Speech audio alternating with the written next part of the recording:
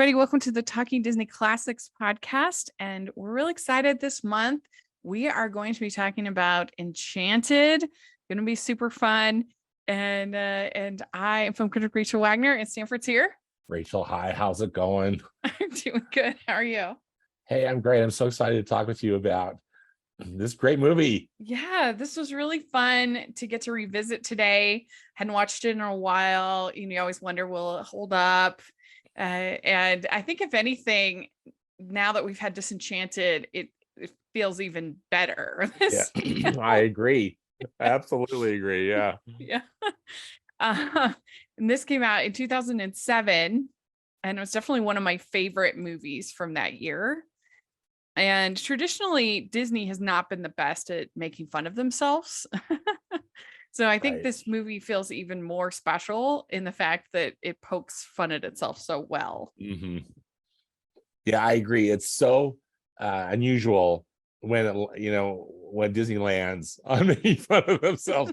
Number one, that they even allow it, Yeah. And then this, of course, it reminds me of last year's Chippendale Rescue Rangers, which is another one that I thought really they nailed it. Wow, it's just it doesn't happen a lot, and this like those are two of the only ones. Right, exactly. You can count them on one hand or like on two fingers. Yeah. And it was also really special because it did bring back 2D animation, cell animation for at least the first 13 minutes, which is fun. Oh, and it was gorgeously done, whoever I can't remember, was it James Baxter, or I can't remember they contracted with him and with an outside firm, and they just hit talking about a home run too. That hand-drawn animation is gorgeous. Yeah, I learned a lot in getting ready for this podcast, but you're absolutely right about James Baxter Animation, that they were the ones that were in charge of the 13 minutes of animation, because it's longer than I remembered. That intro. Yes, that's the way it was for me too, because I haven't seen this movie for years. So it was the first Disney fairy tale films in many times since but it was the first Disney film theatrically released in America to feature traditional cell animation since Pooh's Heffalump movie in 2005. Wow. I didn't know that Pooh's Heffalump movie was such a landmark. That was one of those, why is from my perspective, it was a cheap goal that they just decided to put in the theater, Yeah. But still. Some of those Pooh movies actually aren't too bad. I forget which is the one that has the Carly Simon, if it's Tigger or Piglet. I can't remember. That Carly Simon music's really good. Yeah. So anyway, you take what you can get, I guess, these days. And they ended up getting Kevin Lima to direct. And originally, I guess they went through a bunch of different directors. They had, because originally they bought the idea for Touchstone in 1997. Did you know that? Oh, I didn't know that. Yeah, that's what the Wikipedia says, that they originally, it was going to be a R-rated movie, and that they were going to have her be basically an exotic dancer, a stripper in New York City when she arrives in New York City, or she's mistaken for a stripper when she arrives in New York City, and so it was just way more sort of R-rated. But then it went through a bunch of drafts and rewrites, and originally I guess Rob Marshall was going to direct it. Oh, wow. And then John Turteltaub was going to direct it because he'd done the National Treasure movies. And then finally it landed on Kevin Lima, who of course did the Goofy movie. So I think Kevin Lima's direction is solid in this. I love the camera work. It's really a quality film. Yeah. Yeah, and it was interesting because I just read Jodie Benson's book And of course, she has a memorable little I role in the know. movie. I And love her role in the yeah, movie. and she talked about it in the book, and because it was her first time ever acting in a film, Oh, live action. interesting. Yeah, Okay. that's what Well, she she said. nailed it. Yeah, and so she was talking about Kevin and how he helped her like get her confidence and everything. And he seems like a really cool guy. I follow him on Twitter, Hmm. and he was very outspoken when Bob Chapek was saying all that nonsense about adults not liking animation. Yeah. He was Yeah. he was very upset. I follow him on Twitter too. Yeah, he was like, I saw those tweets. Yeah, I'm like, I like this guy. Yeah, and they of course got Steven Schwartz and Yeah, Alan Menken Alan to do the Menken. music. And the music, I was not a bad song in the show. I don't No, think. I love all the music. it's so charming. Yeah, it is. And I think that this is one of those movies that really comes down to the star being able to sell it. Yep. Like, even with all those good things we just talked about, it really is Amy Adams' movie, and she sells it. I was thinking the same thing too, Rachel. Rewatching it today. The Amy Adams is so fantastic in this role, and she just owns it. And I also would submit too that the whole cast is terrific in Mm-hmm. this. Yeah. Patrick Dempsey, I think, is such an appealing uh, leading man in this film, and he plays that character, I think, very well. And anyway, I just think they're all, and even Idina Menzel, who's got a very much a supporting role. Yeah. She's And great. James Marsden is so Well, funny. James Marsden is kind of, I think he kind of steals the show in a lot of ways. He once again never gets the girl, or at least the main girl in a movie. That's true. He's always the other guy. Yeah. Kevin Lima said that they auditioned over 300 actresses for the role of Giselle, that Adams stood out because not only did she look like a Disney princess, but her commitment to the character, her ability to escape into the character's being without ever judging the character, was overwhelming. Mm-hmm. So Yeah, I agree. It's really a remarkable performance because it could go so many different directions, as we know, and she delivers, and it's a delight. It's just absolute delight to watch. I can't remember where I first heard this, but I think it's an interesting point, is that basically Enchanted is the girls' version of Elf. It is, the stories are almost identical, with like the optimistic, bright, cheerful character from the fantasy world going to New York City, falling in love. You know, there's some truth to that, isn't there? Right? I never thought of it in those terms. Yeah. I mean, Elf was 2003, so it was 4 years before. Gonna say, yeah, kind of close, kind of close. Yeah. And I think what makes both movies work is that they both, in both movies, they completely play it straight. Yeah. Completely play it straight. Exactly. There's no like wink wink. You know what I mean? No. They're like it's just both Will Ferrell and Amy Adams, so committed in their roles, and that's what makes it work. And everybody Both around them plays like they would any other character. It's why something like Muppets Christmas Carol works, or any good Muppet movie. It's because the human actors play it as if they're in any other, and with any other actors. Yeah. You know, Michael Caine is playing it just the same as he was working with any other Bob Cratchit, but it's Kermit. And that's what makes it work. And I think that's the case here, is that they all play it completely straight. So yeah. Really well said. Yeah. So it starts out in the 2D animation, and it is just so refreshing to see that 2D animation. I love it. I've fallen in love with this hybrid animation that we've been getting lately. It's I love it. But there's something special, especially in a princess movie, to get Right. that 2D cell animation. I love the opening too, because Mhm. it's just right out of Snow Cinderella. White and the Seven Dwarfs, Cinderella, you Yeah. know, Sleeping Beauty, just those classic early princess movies from Mhm. Disney that it's just perfect. I mean, everything from the title card, you know, to Mhm. the book that opens, and oh yeah, so great.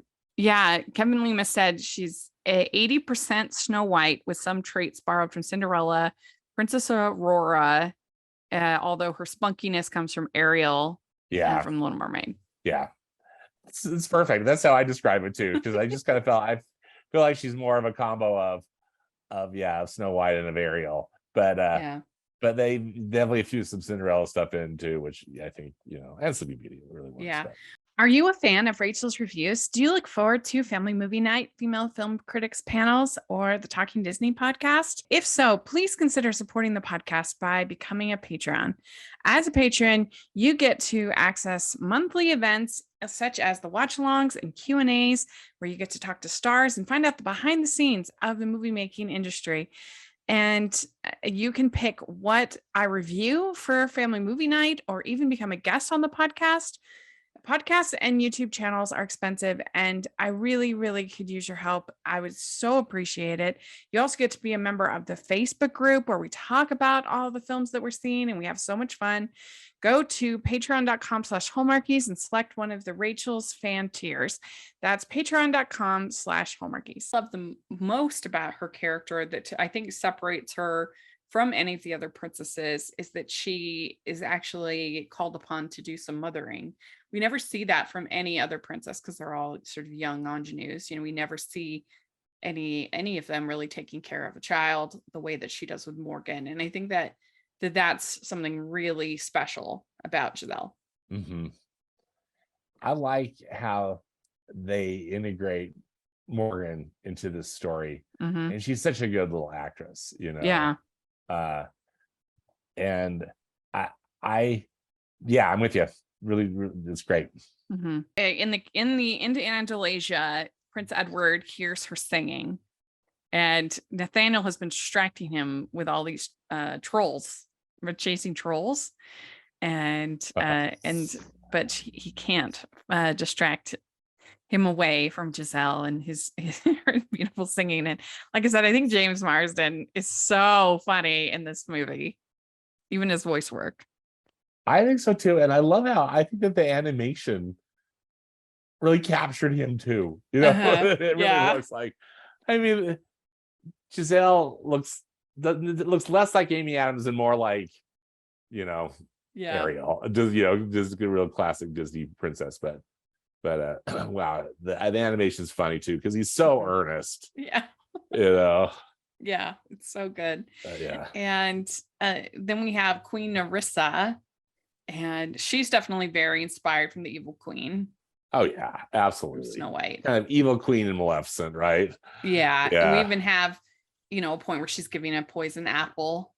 Right. Like the apple Queen. Martini. Yeah.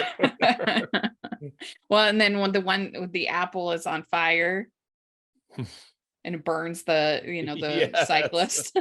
Yeah. What do you think of Susan Sarandon as the queen? I think she's fine. She's the villain, and I'm glad she's a strong villain. I think she's my least favorite character in the movie, but I guess I'm guessing that partly because she's the villain. Yeah, I don't feel like it's like this breakthrough villainous performance, but I think she does what she's asked to do. Yeah, I agree. I think they could have made her part a little bit funnier. Yes, like the way they do with Mother Gothel. Yes, make her character kind of funny and sarcastic. And that makes her even more villainous. And she does become a little bit standard, but even just to have a villain in a Disney movie that's just an outright villain. There's no like sympathetic backstory. Yeah. There's no, I'm so over that. I can't even tell you how much I'm over it. Yeah. Yeah, it's nice just to be I'm glad that they just made her a classic villain from the get-go, from the first frame you see her. Yes. Yes. Yeah. And so she throws Giselle down the well, and there's no takes you to the place where there's no happily ever afters.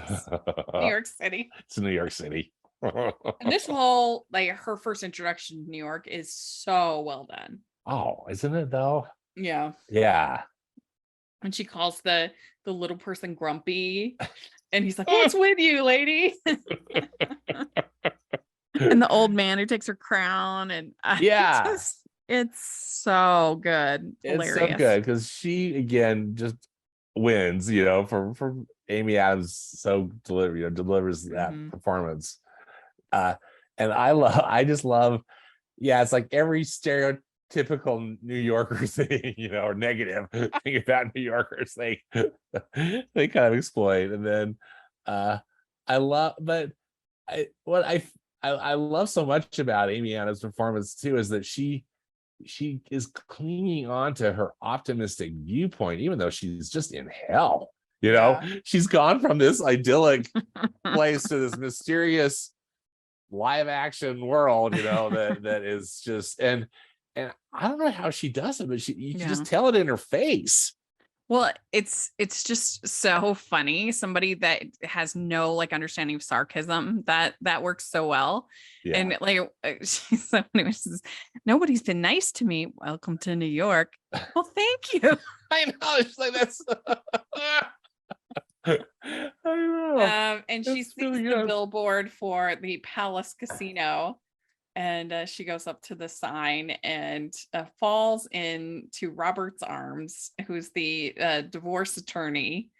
There was probably a pretty big get to get Patrick. I forget. Seems like that. When did Grey's Anatomy start? Yeah, was he riding high on Grey's Anatomy at that point? I don't know. Yes, it would have been, because it was 2005 is when it started, and this movie was made in 2007. Okay. So it would have been kind of peak McDreamy time. So it was pretty good get. Absolutely. And actually, now that I think about it, who did she? I can't remember. In the book, Jodie talks about she thought he was someone else, but now I can't remember who she thought he was. But she had never watched Grey's Anatomy. She had no idea who he actually was. Who her co-star actually was. Yeah. But let's see here. And then they help her, and he says true love's kiss is the most powerful thing in the world. And that's when Edward goes through the well, and he's just so funny. And I like those guys, the construction people. Oh, every time someone comes out there, it's funny. Yeah, it's funny, and particularly his scene. I mean, they're all good, but his is, I think James Mars's is so funny. Yeah. So what do you think of the Happy Working song? Oh my gosh. I mean, I think the first time I saw the film in theaters, I was in tears. I was laughing so hard because,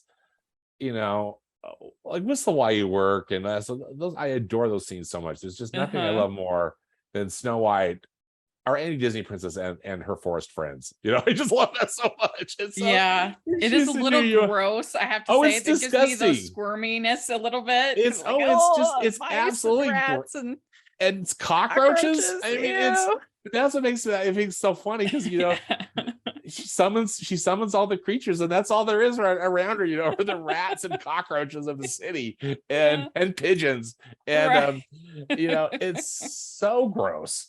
But it's just I think the lyrics are so clever. Yeah. And I just think that's poking so much fun at these Disney princess films of the past, yet it doesn't just seem like it's just mean, that it's like or like a Shrek kind of thing or something, it really, for me, it worked. What do you think about it, Rach? Oh, I agree, even if it made me squirm a little bit. But it's disgusting. The thing is it's not parody just for parody's sake. It actually has something to say about the story and her evolving as character. Yeah. And And I like Chip and Dale, and that's pretty much parody for parody's sake. But the jokes are just so good. And I think for the most part, the jokes in the first two Shreks like are funny enough, that's Yes. enjoyable. Yes. Agreed. But there's something about this that I think is more winning to me, because not only do I love the song and I'm a musical person, but you really do see her evolving as a character throughout the movie. And so that, that kind of helps. And when he finds her showering and she's just like, the shower is magical. And the really birds, funny. the birds are holding her towel just perfectly, Right. because it's a little racy, a little saucy. Yeah. But that's, I think, also kind of part of the fun, And she makes a dress out of his curtains. And he's like, I'm not happy here. It's like you escaped from a Hallmark card or something. Yeah. And she's like, is that a good thing? Or whatever she responds. Which is funny, because that was like before Hallmark was Hallmark. In 2007, I don't even like it. In 2006, Hallmark Channel was still airing Star Trek. Oh, wow. Yeah, they didn't actually, I don't know when the first, because they would have Hallmark Hall of Fame movies on CBS for a long time, up until like 2015, 16, something like that. Oh, wow. Okay. Yeah. But they didn't really start doing what we know of now as like the rom-com / Christmas movies until about 2014, 2015. Oh, wow. Okay. And Countdown to Christmas started around then as well. But it was only when it first started, it was, I think, only like 5-6 movies. And now, of course, now it's 41 movies. Wow. Just for Christmas alone. Holy smokes. So, I mean, that really was just talking about the cards, but it's kind of funny now. Yeah. It does kind of change the meaning of it, doesn't it? Yeah. So then we get Nathaniel going through the well, and I think he's a lot of fun. Timothy Spall. Oh, Timothy Spall is terrific. Yeah. He's great comic relief, and I just love too how ultimately he's able to stand up, for himself. But, when he's writing the book at the end, that's funny. That's funny. Yeah. But I love everything. Yeah. And I love everything between him and Pip. I think Pip is so cute and funny. Pip's adorable, and really good use of CGI. I love how in the human world Pip can't talk. But of course, Giselle can understand what he's saying. Well, exactly. Yeah. Which Giselle and Edward. Yeah, which is funny, I mean, in a way, or just or works. But, but I just, it's one of those. I remember thinking about this in 2007 when I saw it on the big screen. I was like, I'm so glad that this squirrel doesn't talk, because it just seems like it could have gone south with that. Like just this sassy talking CG animal in this movie is like, oh, please shut up. Yeah. But when I think probably the biggest laugh of the whole movie is when Edward is on top of the bus.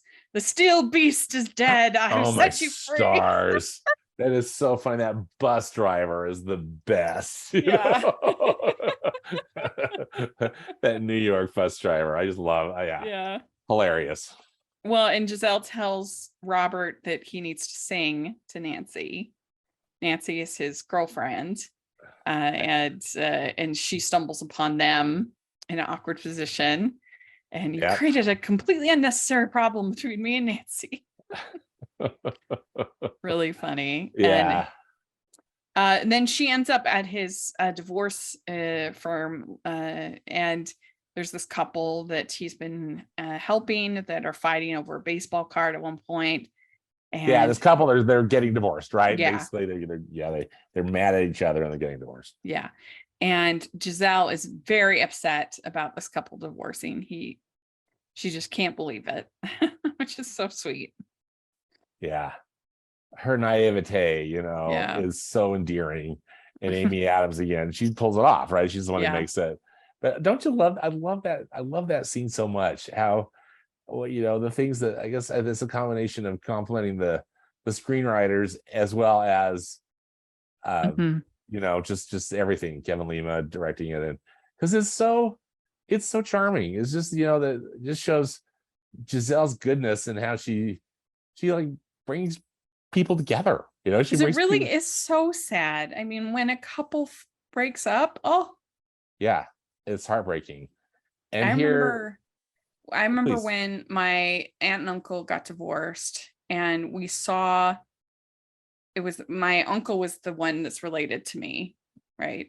And so we hadn't seen my, I guess, ex aunt in a while. Yeah.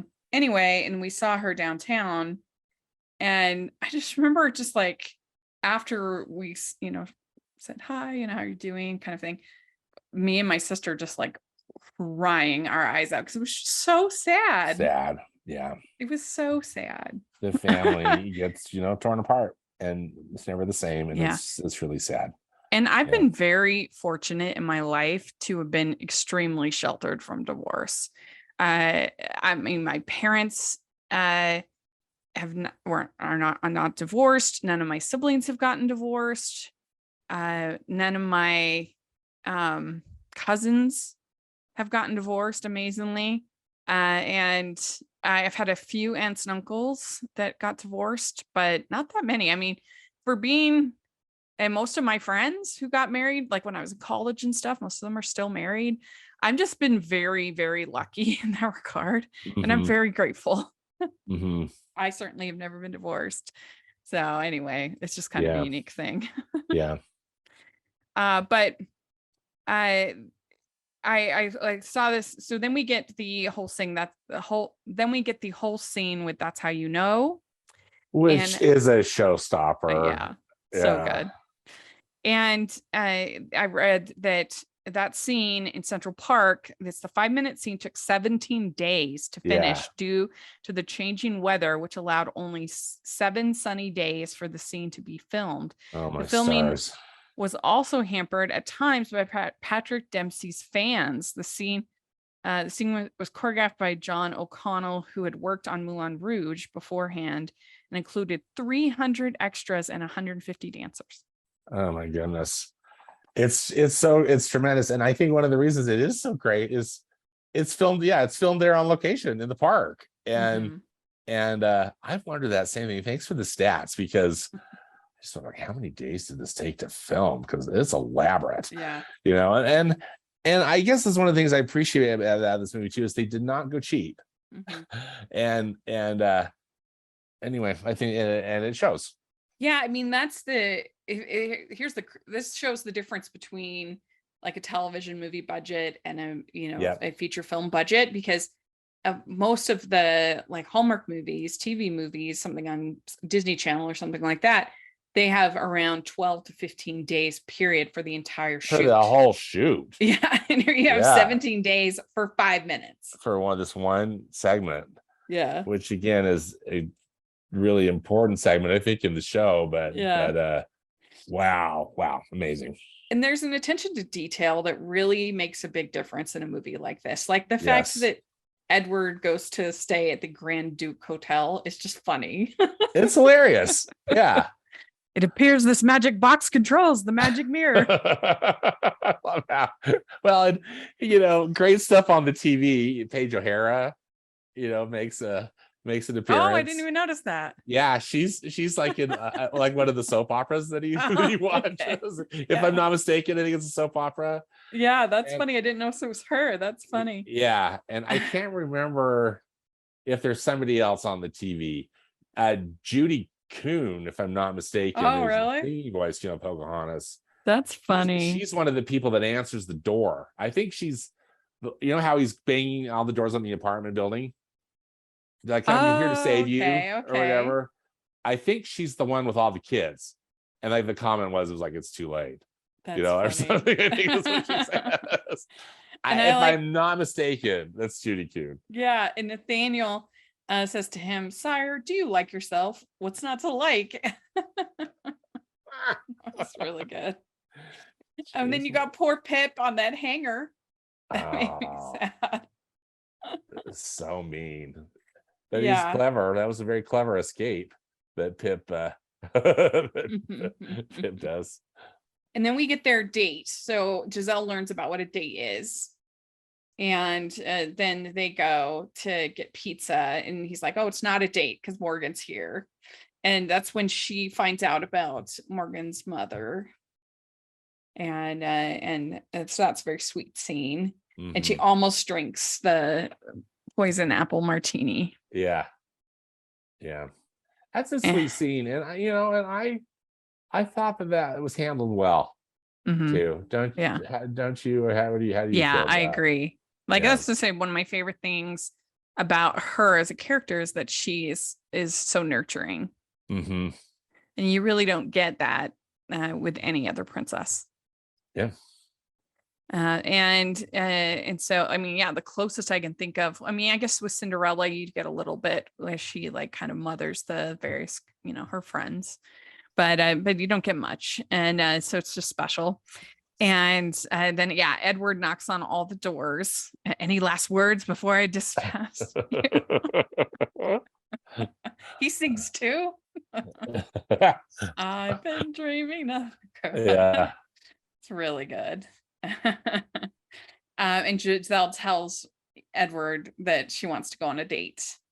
And very sweet scene between her and Morgan when she says goodbye. Oh, it's so tender. Yeah. Yeah, Definitely. Rachel, what do you feel about, since you are the rom-com queen, I bow to the rom-com.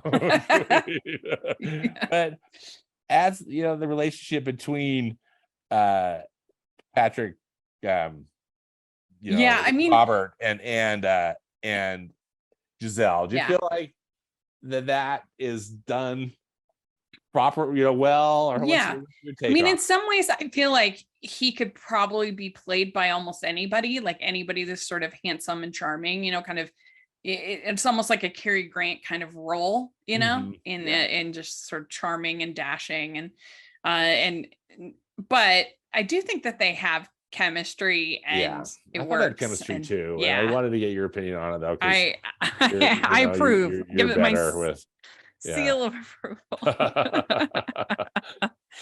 And if we ever do, I don't think we've done 2007 ranking. 2007. No, pretty sure. But I would be surprised if I think this is my number one in 2007 for Disney. Okay, yeah, pretty sure. I can see that because it's solid. We should do 2007. I think so. I forget where we left off because we went and did the 90s. It's been a while. Yeah. I think we did 2009. I think we did 2009 as well. Yeah. So, but anyway, we'd like to take a second and thank our sponsor for this episode of the podcast. It's the Hallmarkies merch store. Are you looking for that perfect gift for the postable, Hardy, or Hallmarky in your life? What about getting that t-shirt or hoodie that will help you stand out at your next holiday party? Now is the time to check out the Hallmarkies merch store. Full of festive designs by artists like Jessica Miller, Carrie from Hallmark Comics, and more. You can even have more than just shirts, but totes, cell phone cases, notebooks, mugs, and more. And it isn't just Hallmark. We have designs for Anna Green Gables, Man from Snowy River, The Nanny, and more. Every purchase at the merch store goes to help support the podcast and allows us to make the great content you know and love. There are frequent sales, so go to tpublic.com/stores/Hallmarkies or see the link in the description. That's tpublic.com/stores/Hallmarkies. So then she leaves, and then Narissa comes to New York, and then we find out that couple from the lawyer's office has made up. Yeah, and then they've reconciled. They're not going to get divorced after all. Yeah, and they say her eyes really do sparkle, which is very sweet. They were so cute. That I love those actors. Yeah, I do too. It's really. You almost could feel like they were really a couple. I know. That's what I thought too. Yeah.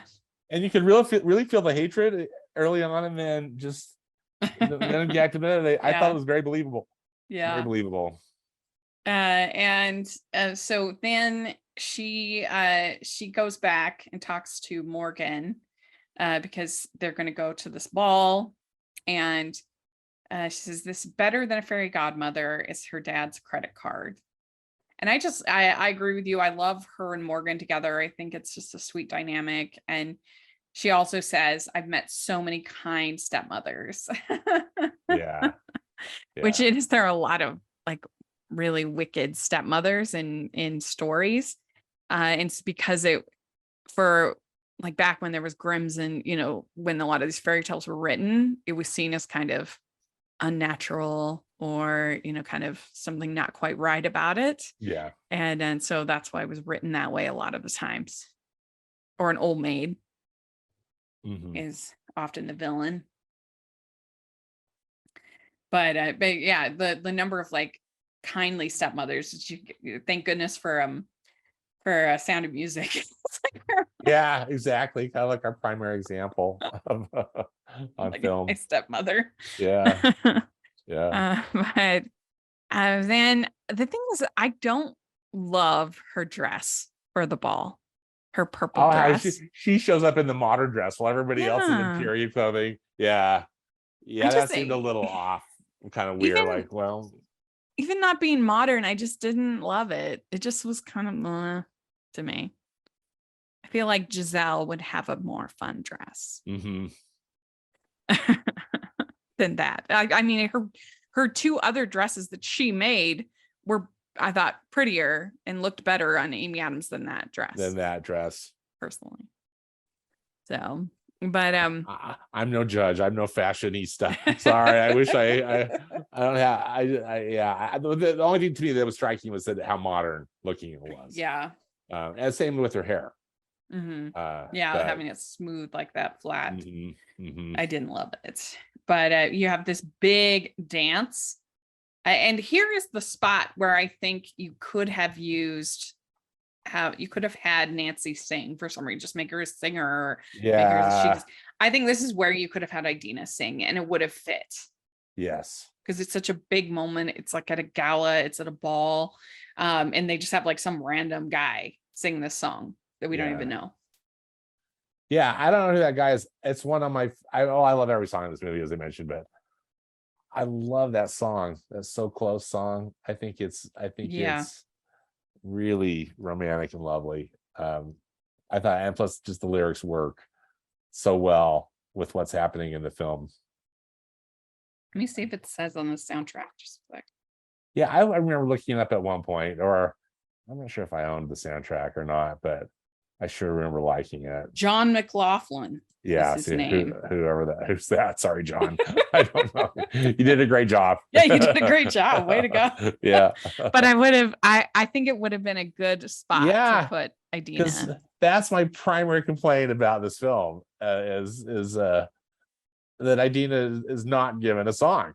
Of all people to cast in a musical, and she doesn't sing. Yeah, and when I always said that, but then when Disenchanted came out and she had a big song, I could kind of understand why they did what they did, because her voice was just so much bigger, so big than Amy Adams, that I do think it would have distracted a little bit. But I think you could have totally had her sing So Close, and I think you could have totally had her sing the Ever After, the final song. Yeah. So because I've always said that too. Like, what? It makes no sense. No, I agree with you. Yeah. And so then Nancy cuts in, and then Narissa gives Giselle the apple, and she takes the bite and collapses. And this part gets, I do think it gets a little bit like generic, but it's fine. It does the job as far as like her turning into a dragon and everything. Yeah, it's almost, I mean, it was inevitable, but mostly inevitable, but it feels like it's a little too much, I'm with you. It's like, I mean, I know this classic Disney villain finale showdown, but I didn't love it. Yeah, I agree. And then Nathaniel exposes Narissa, and then they try to give Edward tries to give her true love's kiss, and then Robert kisses her, and she wakes up, and this is when Narissa turns into the dragon. and takes Robert. And Giselle saving Robert is kind of fun. Yeah, I like that she's there to catch him. Yeah. You know. And Yeah. then Nancy finds Giselle's shoe. It's the perfect fit. So she runs off with Edward. Yeah. which I kind of love, you know, how Yeah. Nancy's, because clearly, you know, and again, they play it was smart how it was, the film goes, that you can tell Nancy's instantly attracted, you know, Right. to him. And when they meet earlier in the film, and then I love that's the little Cinderella component. So then they both jump into the manhole together. Yeah, and then Robert and Giselle get married, and you have the Andalasia fashions and Nathaniel and Pip writing books, which is so funny. And then I love that we get a wedding scene with Edward and Nancy in the animated world. And again, beautiful animation, just looks so classic Disney, you know, it's the lighting and everything about it. So great. But I gotta tell you, Rachel, one of my favorite little segments is when during this, you know, end montage with Patrick Dempsey, Amy Adams, and then the little girl all just running around their apartment having fun together. I just love how the camera moves through that scene, and how there's just so much joy and so much satisfaction that these three are together. And again, we know that you know, that Amy Adams, or that Giselle loves this girl too. And that, I don't know, the whole thing just puts a big smile on my face. I love it.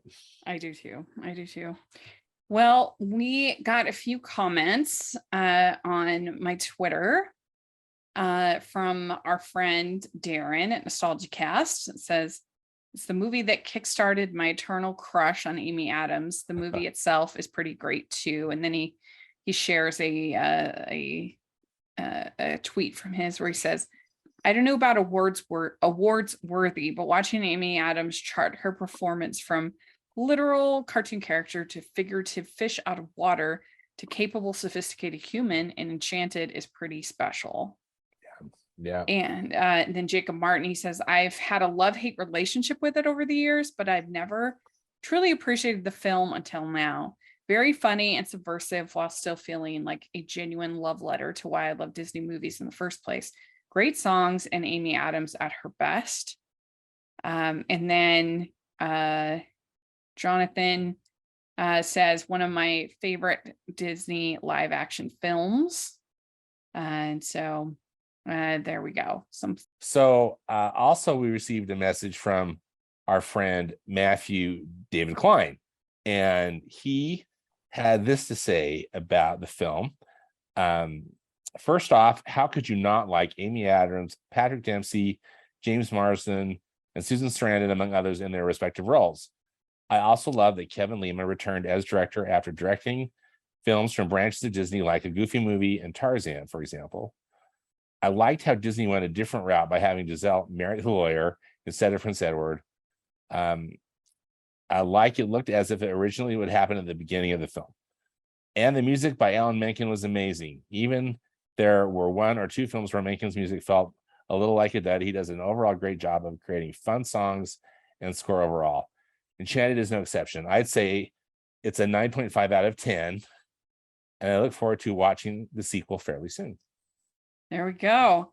Yeah, I mean, and we talked about it in our 2022 ranking, but we both had Disenchanted pretty low. Yeah, Disenchanted sadly doesn't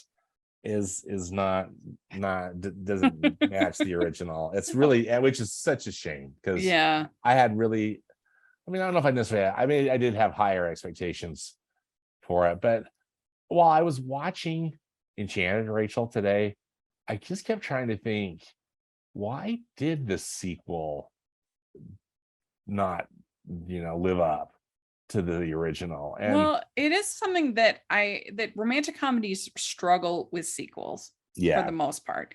Hallmark movies, any romantic comedy really struggles with sequels because you've got the couple together. What do you do next? I mean, the easy answer is, oh, well, you have them have a baby, but that's usually not that funny, not that good.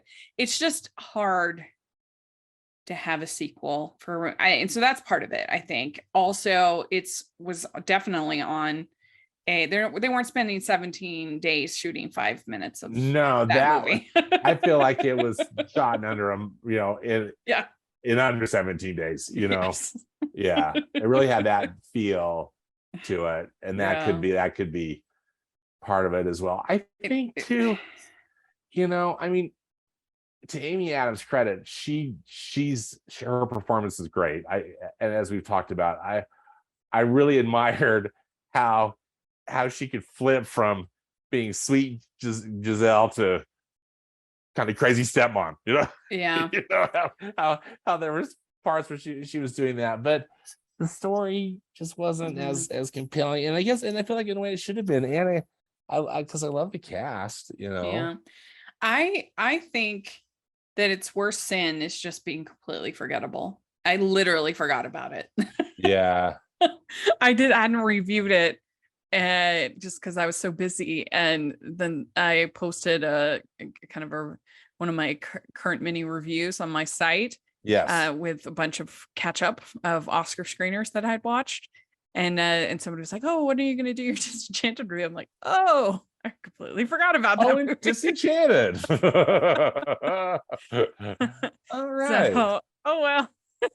I mean, that's like the greatest sin of all, is to make something completely forgettable. Completely forgot, and it is, because I'm with you. I'm like, I was trying to piece together the plot points, and I was like, what? Wow, wait, what?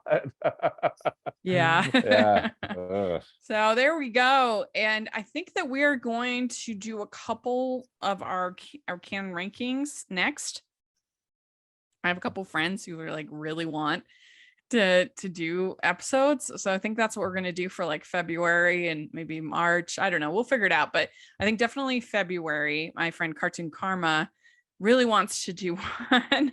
So at least we're going to have him on for that, and maybe a few others for Talking Disney. But if you have movies that you want us to talk about, just let us know for that you think fit with a sort of a Disney canon-ish film. Let us know. But this was a lot of fun. I definitely would give this a very high entertainment rating. I mean, I don't know. It's definitely smile worthy. That's for sure. Oh, absolutely. It's terrific and holds up really well over time. Yeah. It's still really great. Yeah. Well, how can people find you and your content, Stanford? All right. On Twitter, I'm at Stanford Clark, and I have a movie podcast and blog at moviespastandpresent.com. And you can find me at Rachel's Reviews, all over social media, iTunes, YouTube, and on Rotten Tomatoes, except for Facebook. Don't look for me there. But you can also find us at Disney Talking on Twitter. So check that out. And please like this video. Please subscribe to the channel. And if you're listening on iTunes, please leave your ratings and reviews. We really appreciate that. Also have the Patreon group, which is so much fun. And we have the merch store where you get #AnimationJunkie shirts. So please take a look at that. That helps us out. And thanks so much. We'll talk to you all later. Bye, everyone. Hey, bye.